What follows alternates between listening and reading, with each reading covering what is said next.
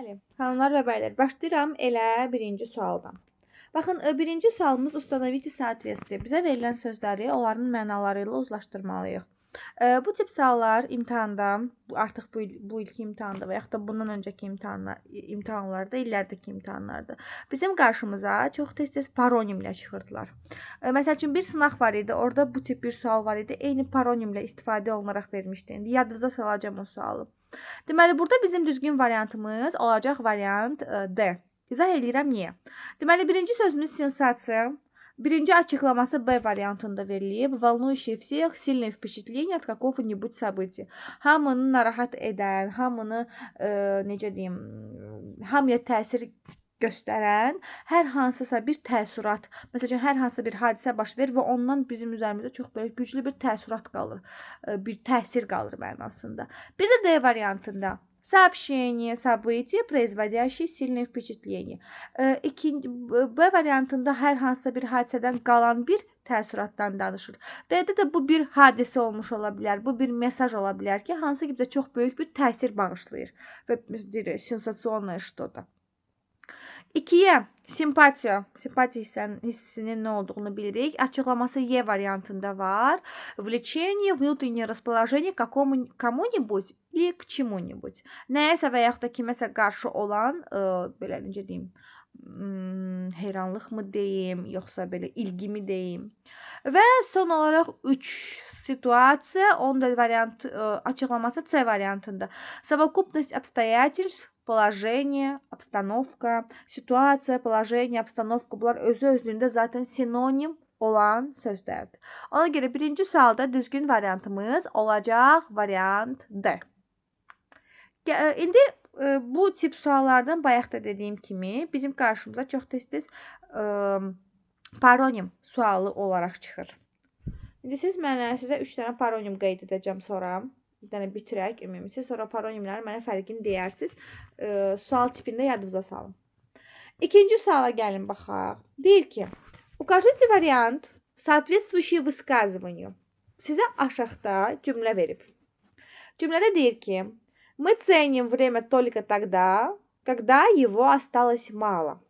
Biz vaxtın qədrini o zaman bilirik ki, o vaxt nə zaman ki o az qalıb. Baxın xanımlar və bəylər, sizə verilən bu cümlənin aşağıda sinonim variantını tələb edir sizdən. Yəni ki, cümlə eyni mənada olmalıdır, onun sinonim variantını tələb edəcək sizdən. İndi gəlin baxaq. A variantında deyir ki, когда мы осознаем, что времени уже мало, deyir, nə vaxt ki biz başa düşürük ki, artıq vaxtımız azdır, тогда начинаем ценить его. Başlayırıq o zaman qədrini bilməyə. Demək olar ki, eyni cümlədir. Sinonim versiyasını A variantında verib bizə. Eyni bu tip sualı bizə biraz fərqli formatda da verə bilərdi. Kimin yadındadır? Bir sualımız var idi. İçərisində снять sözü fərqləndirilmişdi. Kimin yadındadır o sual? Hətta biz o sözün 3 dənə tərcüməsinə baxmışdıq. Снять, снимать, çıxarmaq, videoya çəkmək, kirayəyə götürmək, icarəyə götürmək mənalarında istifadə olunurdu. Kim xatırlayır o sualı? Hatırlayırsınız. Zaten birində var idi. Bəli. Bizə cümlə verilmişdi. Həmin o cümlənin içərisində снять sözü fərqləndirilmişdi. Və biz sizinlə nə etməliydik? Həmin o sözün mənasını tapmalıydıq ki, 3 mənası var da снять, снимать sözünün. Çıxarmaq mənasında var. Məsəl üçün снимать пальто.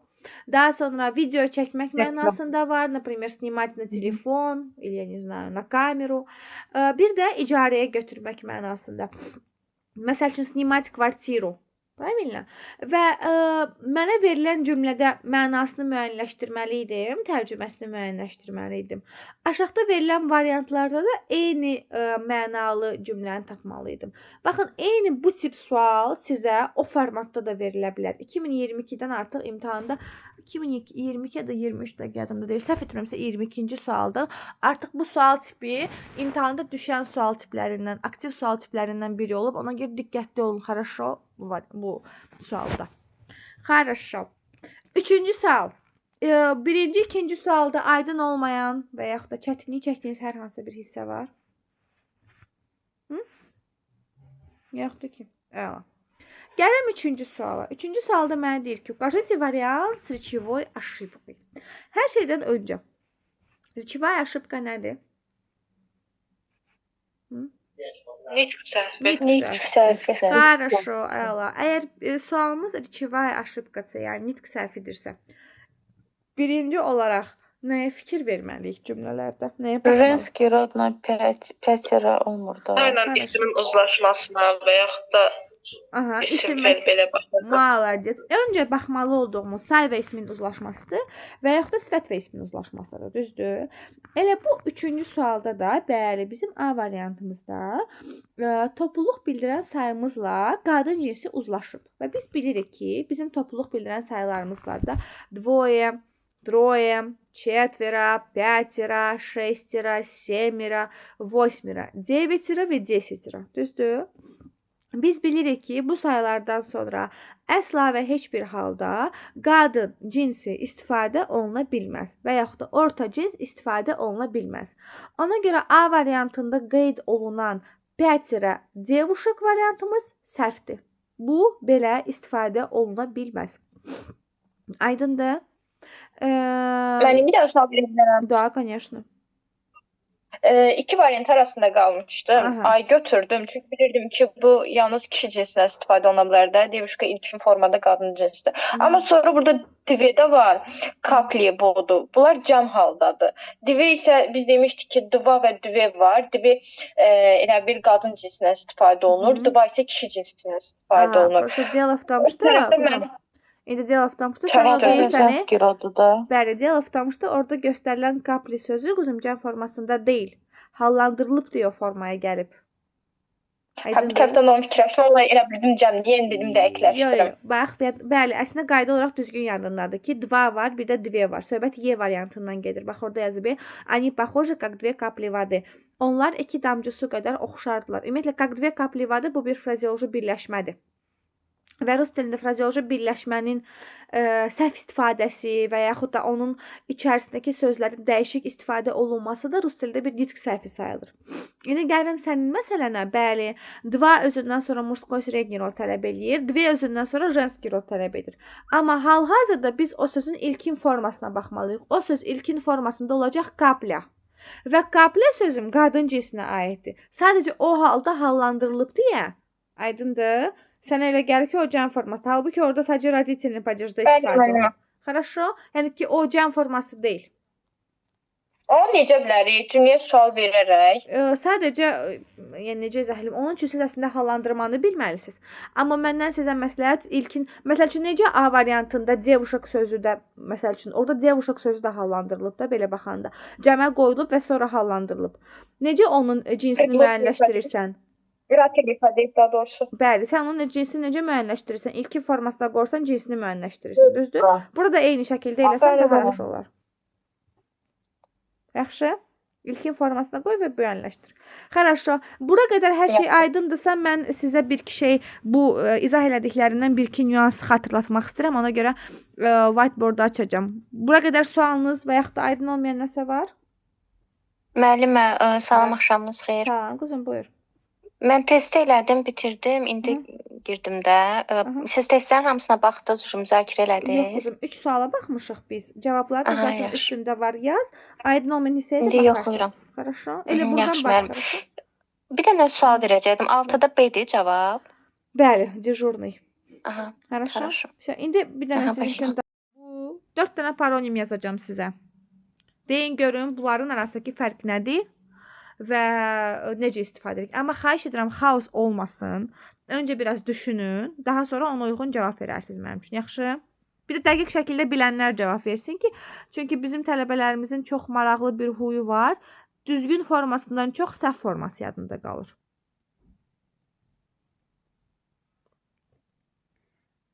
Ekran görünmür.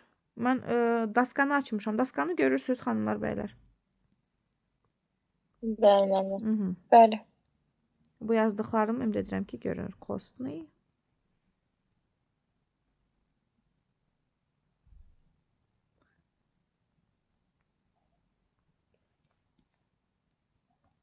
Müəllimə nəsə yazırsınız siz orada indi? Bəli. Mən Prosta ağ görürəm, ona görə soruşuram. Yazdıqlarım hamıya görünür, yoxsa necə? Bəli, müəllimə, görünür. Aha, Gördüm. хорошо. Baxın 4 dənə paronimimiz var. Kostный, kostный, kostяной və kostистый. İndi gəlin baxaq görək bu 4 paronim bir-birindən nə ilə fərqlənir. O birinci sual tipi izah etmək sizə sözlərin mənaları ilə uzlaşdırmalısınız deyə. Birinci sual tipi. Baxın həmin o sual tipi eynən belə paronimdən sizin qabağınıza çıxa bilər. İndi gəlin baxaq görək bunların fərqi nədir. Bilən var, gəlin öncə ondan başlayaq.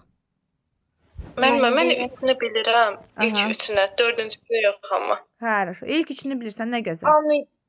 Bəli. Yəni demişdiniz ki, material bildirənlər Hə, o sümükdən hazırlanandır. Ay, so, хорошо. Var. Kastistə də çox belə xırda sümüklü deməkdir də, çoxlu xırda sümük. Kostnayı amma ard edə bilmədim tam Хорошо. olaraq. Amma başlar ard. Хорошо. Gəlin onda belə burada- asanlarından başlayaq. Necə asanlarından? Baxın, belə bir dənə sözümüz var da bizim kost. Hansı ki sümük deyə tərcümə olunur. Düzdür? Gəl öncə bu sümüyü ilə bitirək, sonra digərinə keçərik. Хорошо? Можно? Deməli baxın. Bu birinci var, kostный. Baxın burada olan bunny. Əslində bunny bizə heç nəyi bildirmir, amma yenə də yadda saxlayın ki, hal-hazırda kostный Azərbaycan dilinə sümüyə aid olan deyə tərcümə olunur. Məsəl üçün baxın mən yaza bilərəm. Kostный, например, mozq. Deyir sizə onurğa sümüyü. Этот onurğa beyni. O hal-hazırda o beyin nəyə aiddir?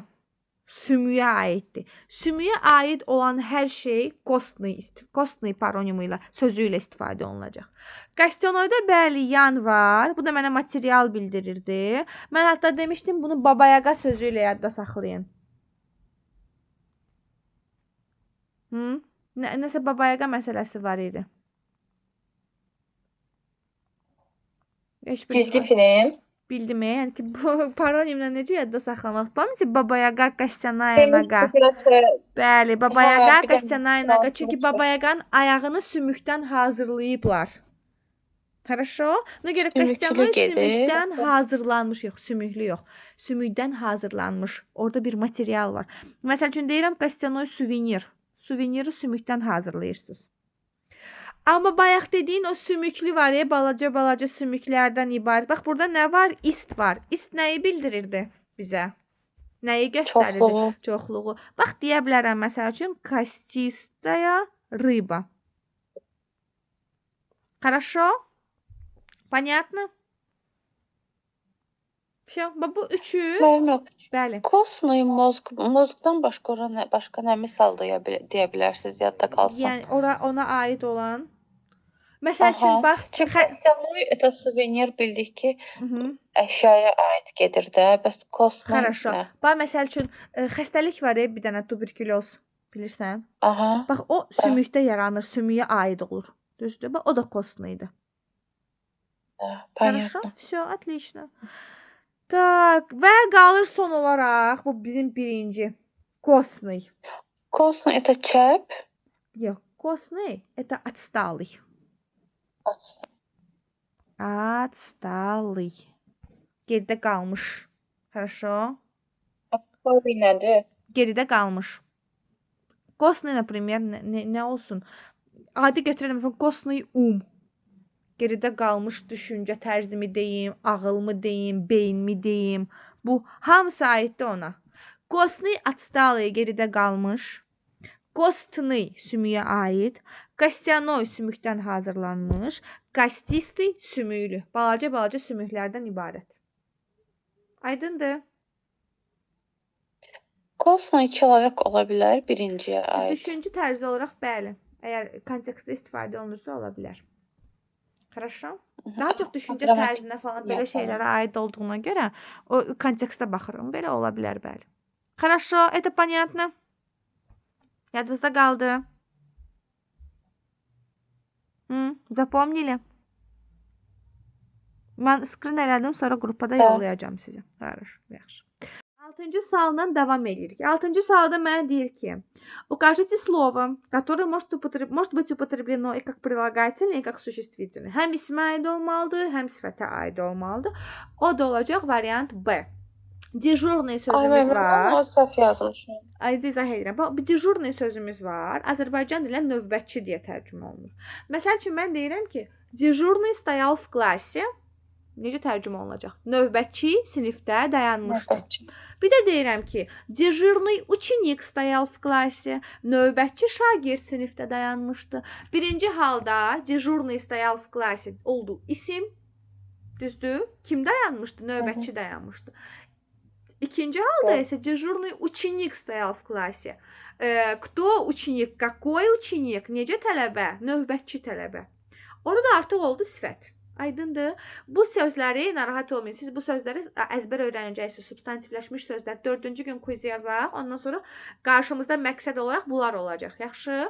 Amma belə yadda saxlayın. Məsəl üçün orada var xrabrый, o xrabrый, смелый. Mən xrabrый götürdüm. Çünki sınaqda səhv eləmirəmsə xrabrый düzgün variant kimi yadımda qalmışdı. Glupый almışdıq biz quzum. Xrabrый yox. Glupый götürmüşdük biz səninlə. Sizinlə. Хорошо. Sonrasında yaxşı. Xrabrıyı bildim. Orada C variantında onun sinonimi var. Смелый. Yaxşı, onu niyə götürmüşsən onda? Смелый ancaq прилагательный olaraq Xrabrıy bəs. Yaxşı, xrabrıy nə tər isim olur? Olmur quzum. Orada ancaq B variantı. Yaxşı, xrabrıy yadımda qalmışdı. Hə. Əslində bilirdim, məntiqlə ki, dejurный olmalıdır. O sözləri öyrənəcəyik, narahat olmayın. Хорошо, hələ ki səhv eləməyiniz normaldır. Niçivo. Deməli, altta düzgün cavabımız oldu B variant. Dejurный həm isim, həm də sifət kimi istifadə olunur. Так, indi gələm 7-ci sualımıza. Baxın, 7-ci sualda deyir ki, укажите вариант с лишним словом в синонимическом ряду. Hər şeydən öncə ondan başlayayım ki, bizə A, B, bizə verilən variantlarda sinonim sözlər qeyd olunub və bu sinonim sözlər bir-birləri ilə az da olsa mənaca fərqlənə bilərlər. Baxın, bunu öncədən sizə bildirim. O gün bir tələbə məndən dirəşmişdi, deyir, ay müəllimə, eyni şeydir, amma fərqli də ola bilər mənası və yaxud da bir-birlərinə çox az oxşar da ola bilirlər. Və yaxud da məsəl üçün eləsi var ki, bir-birinə çox oxşuyur, amma eləsi var ki, fərqindəsən ki, azdan çox, yəni kontekst içərisində sinonim ola bilərlər və yaxud da kontekst içərisində antonim ola bilən sözlərimiz var da bizim. İndi 7-ci sualda düzgün variantımız C variantıdır. Niyə? Çünki надежный, güvənilir, verный, sadiq deyə tərcümə olunur. Bax, bunlar sinonim ola bilərlər. Amma почетный это в значении уважаемый, yəni ki, hörmət olunan, belə почету olan mənasında. Onun güvənilir və sadiqlə sinonim olma ehtimalı yoxdur da, yəni ki, mənaca bir-birləri ilə uyğun gəlmir. Ona görə 7-ci sualda düzgün variantımız olacaq variant C. Хорошо. Mən əmələ götürmüşdüm. Блестящие A variantını da verə bilərsiniz. Da, хорошо. A variantının açıqlamasını verə bilərsiniz. Bax, orada A variantında var веский. Например, deyirəm ki, очень веская причина. Çox belə necə deyim, vacib bir səbəbdir. Веский, убедительный, kimisə inandıran, inandırıcı mənasında, yəni vacib inandırıcı mənasında, bir də значительный, əhəmiyyətli, ay sağ ol. Веская, убедительная, значительная, bunlar üçü də vacib, əhəmiyyətli, inandırıcı və belə tərcümə olunur. Хорошо? B variantında видный, заметный, известный, знаменитый, популярный, hamısı eyni mənada istifadə olunur, məşhur. D variantında блестящий, великолепный, превосходный, hamısı möhtəşəm, belə parıltılı, например. Блестящий parıltılı gedir axı. Aysel, yaxşı, indi bəs mən tutalım desəm ki, yaxşı, bax, mən məsəl üçün deyirəm, блестящее выступление. Nə deməkdir vыступление, çıxış? İndi mənim çıxışım parıltılı. Da, bəs mən də onu deyirəm ki, kontekst içərisində ola bilər də, quzum. Хорошо? Məsəl üçün mən... Çatla bilmədiyimə görə, məsəl üçün mən D-ni götürmüşdüm ki, блестящий, işıltı, parılıq kimi gedir. Mən də A-nı götürmüşdüm. Artıq onu götürmüşdüm. Biz mən ona görə çünki почетный, верный biraz oxşuyur da müəllimə. Почетный, уважаемый, да, вот значение уважаемый, amma верный sadiqdir. Bu arada верный düzgün deyə də tərcümə oluna bilər. Например, верный ответ. Düzgün cavab, o da ola bilər. Yəni. Amma hal-hazırda, bəli, bax, hal-hazırda sırf o sinonimlərə görə mən onu elə tərcümə edirəm. Ona görə sizə açıqlamasını vermədən öncə, daha doğrusu düzgün cavabını demədən öncə dedim, bax, sinonimlər kontekst içərisində ola bilərlər. Belə, bəli, məsəl üçün mən desəm, əgər блестящий камень, parıltılı daş, o bura uyğun deyil. Amma məsəl üçün desəm, блестящее выступление, çıxış mənasında, hə, ora deyə bilərsən, например, превосходное было выступление, не знаю, великолепное выступление. məsəl üçün şistiviçelin olsaydı daha Hə, rahat daha rahat tapmaq olardı. olardı. Elə Gözü amma görür, onların mən məsəl üçün PlayStation Bəli. görüb göz yumulu DN götürdüm ki, hə, başa düşdüm. parlaqlığın velikolepno nədiyyatı var Səhv ki. başa düşdüm, aydındır. Amma yəni elə onların da məqsədi odur ki, sizin tam şəkildə söz bazanızı yoxlasınlar da. Başa düşdünüz? Ona görə onlar elə eləyir ki, bu yəni ki, həqiqi mənasında nəzərə al, sualdır. məcazi mənasında nəzərə al deyib. Başa düşdün? Məsələ nədir? Müəllimə, bu özü lap köhnə deyəsən sınaqda, hə? Bu da Yuxarı çoxdur bax. çünki belə. 2017. Bəs mən ona görə dedim Hə. ki, bütün sual, Doğru, bax məsəl doğru. üçün deyirəm, o 4-cü, 5-ci sualda bizə uşa düşmür. Aralarında elə suallar var ki, onlar artıq itiriblər də, aktuallığını itiriblər uşa. Niyə boşuna onları işləyəsiniz? Amma yəni ki, ola bilərmi? Yəni məsəl üçün bax, bu 7-ci sual tipi ola bilər imtahanda. Çünki sinonimdir bildiyimiz. Fərqli-fərqli variantlarda verilə bilər bizə. Yaxşı? Bəli. Suallar içərisində ən çaşdırıcı sual bu idi. Doğrudan. Хорошо. Bəli. Tak, baxırıq 8-ci suala. Bu 8-ci sual da bizim gözümüzü qanatmalıdır da, yəni. Bu почему sualını düşünürəm ki, artıq aramızdakı hamı bilir ki, əgər почему ilə sual verirəmsə, mənə səbəb maraqlı olur. Bax, yanına da qırmızı ilə yazmışam. Al qırmızı qan rəngi ilə qeyd eləmişəm. Səbəb maraqlıdır mənə, düzdür? Почему ilə sual verdimsə, cavabını потому что, так как, ибо, от того, что ilə alırdım. Amma mən indi sizin fikrinizi başqa bir şeyə fokuslamaq istəyirəm. Xahiş edirəm. 8-ci sualdakı şərtə diqqətlə yanaşın. Deyir ki, в каких предложениях, Динарочка, в каких предложениях есть слова, отвечающие на вопрос почему. Day demir, mənim cümləm niyə sualına cavab versin. Cümləmin içərisindəki sözlər niyə sualına cavab verməlidir? Mən də sizin üçün o sözləri fərqləndirmişəm. İkincidə, от волнения и страха. Bax, məsəl üçün, mən gəlib sizə deyirəm ki, девочки, юноша лет 16 побледнел. Deyirəm ki, 16 yaşlı cavan oğlan ağardı. Avtomatik mənə sual verəcəksiniz ki, Sabina xanım, niyə? Почему? Mən də cavab verəcəm. От волнения и страха. Əsəbdən, qorxudan və gərginlikdən. Görsən, o sualın cavabı içində var. Спасибо большое. Və yaxud da 4-cüyə baxın, deyirəm ki, nичего не было слышно. Heç nə eşidilmirdi. Sual verməzsiniz, niyə eşidilmirdi? Deyəcəksiniz, почему? Cavab verəcəm. Из-за шума падающего дождя. Yağan yağışın səsindən. Və yaxud da gəlib deyəcəm ki, в течение суток горячая вода не подавалась. Evlərə deyirəm, qaynar su verilmirdi. Soruşacaqsınız niyə? Deyəcəm ki, из-за аварии, qəzaya görə. Bir dənə diqqət yetirin, от волнения, от страха, из-за шума, из-за аварии. Правильно? Dan-dən deyə tərcümə olunur. Qəza səbəbindən, nə bilim, yağan yağışın səsindən. Aydındır? Burada diqqətli olun. Bir dənə də izzanın tərcüməsi var idi Azərbaycan dilinə. Bu səbəb məsələsindən başqa. Nə idi tərcüməsi? Arxasından. Ay, молодец. Arxasından deyə də tərcümə oluna bilərdi. Bəli. Хорошо. Понятно? Есть какие-то вопросы? Yoxdur ki? Нет. Все, отлично, хорошо. İndi olar, mən 9-cu sualı sizə deməli. Mən indi də aparıram dəftərdə. İstəsəz görüntüdə göstərə bilərəm. Ay, молодец. Sən heç də, sən молодец. Deməli, başlayıram A variantından. Deməli, A variantında mənim üçün orkestr sözü qeyd olunub, düzdür? Və mötərizədə 2 dənə söz yazıb. Yazıb духовой. Yadda saxlayın. Orkestr, nə bilim, instrument olacaq духовой. Qoy belə silim, akkuratla yazım, sonra skan edib göndərim sizə. Духовой, например, yazıram instrument. Instrument. Necə tərcümə edərik духовой instrument? Nəfəs aləti deyirsiniz. Правильно? Bax, bu olacaq духовой. Bəli. Духовный, amma mənəvi deyə tərcümə olunacaq. Məsəl üçün deyirəm, духовные разговоры. Mənəvi söhbətlər. Хорошо? Запомнили? Ekran məndə göstərmir. Niyə görsənmir? Ekran deyəndə ki, mən yazıram indi. Daska görünməlidir. Daska görsənmir. Qələm falan görsənir bir dənə dəftər qələm. Hə, indi gəldi. Хорошо. B variantımız səhvdir, ona görə B variantı qoyuram kənara, onu ayrı izah eləyəcəm. Sonra yazıb дождливый. Əslində bu dajlivi sözünün içərisində bir şəkilçi var. Hansı şəkilçidir o? Kivliv. Əslində burada liv var, amma bu sözümüz istisna hal idi demişdim sizə ki. Dajlivi sözümüz, bəli, normalda çivliv varsa insan xarakterinə aid olmalıdır. Amma bu insan xarakterinə aid deyil. Məsəl üçün mən yaza bilərəm dajlivi день.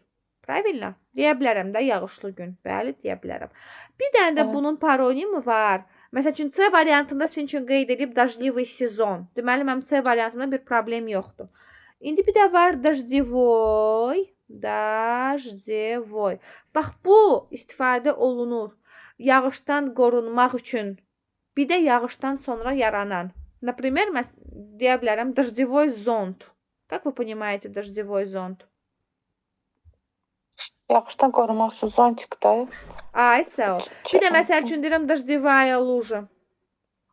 Dождевая лужа yağışdan sonra yaranan gölməçə. Deməli biz bu paronimi nə zaman istifadə edəcəyik? Əgər nəyisə yağışdan qorunmaq üçün istifadə edirsinizsə, bir də yağışdan sonra yaranan mənasında. Хорошо? İndi C variantında bizə verib дождливый сезон, deməli C variantında bir problem yoxdur. Хорошо? Понятно? Всё. Daha sonra bizə orada ветряной sözünü verib. Bir dəqiqə. Baxım bir dənə buna. Testimizdə. Aha, значит, ветряной. Baxın bu. Ветряной. Sizə orada verilib двигатель sözü ilə birlikdə. Хорошо? Deməli yadda saxlayın. Ветряной sözünü dediyim zaman mən külək vasitəsilə hərəkətə gətiriləni nəzərdə tuturam. Ona görə mən ветряной двигатель, nə bilim, ветряная мельница deyə bilərəm. Niyə? Çünki двигатель mühərrikdir. Mühərrik hal-hazırda nə ilə işə gəlir? Küləklə. Küləklə, küləyin necə deyim, gücü ilə də, хорошо? Ветряной двигатель. Və yaxud da burada mельница da ola bilərdi, dəyirman. Хорошо? Amma ветровой Azərbaycan dilinə bu necə deyim, necə izah edim ki, arasındakı fərqi izah etdim, başa düşəsiniz. Bu küləyə aid olandır. Eyni bax bu dождевой kimi. Küləyə aid olan və yaxud da küləkdən qorunmaq üçün istifadə etdiyimiz. Bax məsəl üçün deyirəm, yazıram sizin üçün. Nə bilim, ветровое стекло. Necə tərcümə olacaq ветровое стекло? Yəni söhbət o şüşədən gedir ki, hansı ki mənə küləkdən qorunmağa kömək edir. Bayaq yuxarıda da deyə dождевой зонт. Zont mənə nəyə kömək olurdu? Yağışdan qorunmaq üçün. Burada da nə bilim ağlıma bu gəldi. Хорошо? Elə nə bilim gəlin energiya sözünü götürək, məsəl üçün deyirəm. Enerjiya mənə necə deyim, nəyə aiddir? Küləyə aiddir. Küləyə aid olan, küləkdən qorunmaq üçün istifadə olunan ветровой olacaq. Küləyin vasitəsilə hərəkətə gətirilən ветряной. Ona görə bizə orada C variantında verilib двигатель ветряной, ona görə D variantında düzdür. Хорошо? İndi bayaq kimi idi? Deyirdi skrytый, bir də skrytный da qarışdırıram. Baxın, skrytый gizli deməkdir. Məsəl üçün mən deyə bilərəm skrytая tayna. Skrytaya tayna. Bildiyimiz gizli sir mənasında. Amma skrytный burada n-la yadda saxlaya bilərsən, quzum. Xarakter это. Да, это характер человека. Хорошо, в значении замкнутый, özünə qapanıq mənasında. Skrytный xarakter. Хорошо. Ona görə də mənim burada səhv variantım olacaq B variantı. Bunu silirəm, skın elədim, göndərəcəm sizə. Хорошо. Deməli, burada B variantında var испытательный, bir də var испытательский və полет sözü ilə istifadə olunan tapmalıyıq biz. Baxın, полет uçuş deməkdir. Полет. İndi mən hal-hazırda sınaq üçün испытание, slovo испытание sınaq, imtahan deməkdir də. Sınaq üçün nəzərdə tutulan uçuşdan danışıram da, правильно? Верно? Ona görə olacaq полет испытательный. İspitательный. Adi məsəl üçün işə giririk. Düzdür? bizə sınaq müddəti verirlər də. O müddəti nə üçün verirlər? Sınaq üçün. Испытательный срок, например. Aydındır? Amma испытательский sözündə испытательский burada nə var? SK var. İndi siz mən deyin görün bu SK mənə nə bildirirdi? Məsuliyyət. Mənsubiyyət. Məsəl üçün испытательский sözü ilə nə yaza bilərik ki, belə yağınızda qalsın. Məsəl üçün tutalım deyirəm ki, подход, например, gəlin götürək. Подход. Sizi kimsə imtahan edir, кто-то вас испытывает, например, və onun bu işə öz yanaşması var. Yəni bu buna aid olmalıdır. Aid. Niyə? Çünki burada nə var? SK. Хорошо. Podxoddan başqa nə deyə bilərik? Podxoddan başqa. Məsəl üçün tutalım ki, ümumiyyətlə sizi imtahan edən insana nə aid olur olsun odur. Например, талант sözünü gəlin götürək. Ne bileyim, любое все, что относится к испытателю. Ona aid olan, ona mənsub olan hər şey. Хорошо? Amma əgər söhbət sınaq üçün nəzərdə tutulan nədənsə getirsə, полет, срок, время, например. Sənə sınaq üçün, sınaq üçün, испытательный экзамен. O imtahan sənə nəyə görə verilib? Sınaq üçün verilib. Onda olacaq испытательный. Baxış demək olar müəllimə. İspitательский взгляд. Da, можно. Bəli, ona aiddir. Ola bilər. Хорошо? Aydındır? Da. Все, отлично.